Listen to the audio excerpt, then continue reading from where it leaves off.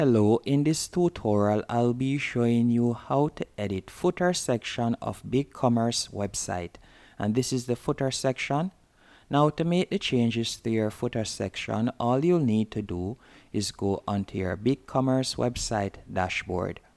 Once on the dashboard, I want you to go over to the left hand menu option and you are going to select storefront.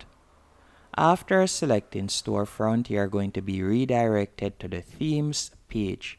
Once on the themes page, you are going to tap on customize, and then after tapping on customize, you'll be redirected to this page, and I want you to go over to the left hand menu option and you are going to tap on the third icon from the top, which is theme and styles. After tapping on theme and styles, you are going to select header and footer. Then after doing that, you are going to see the header section and you are going to scroll down until you see the footer section.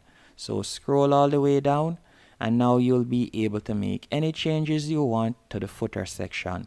For example, you could change the footer section background color. So let's say I would like to change that to orange. All I have to do is tap on it. You can also scroll down, and if you would like to remove, for example, powered by Bigcommerce, all you have to do is tap on the box to untick it.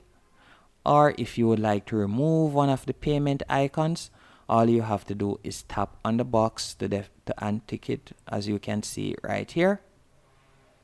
Then once you have made the changes that you want, you could tap on save.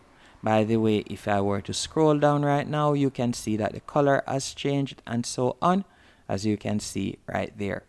So now all I have to do is tap on save and publish, and that's it. Hope you found this tutorial helpful and informative. If you did, be sure to hit the like button and subscribe.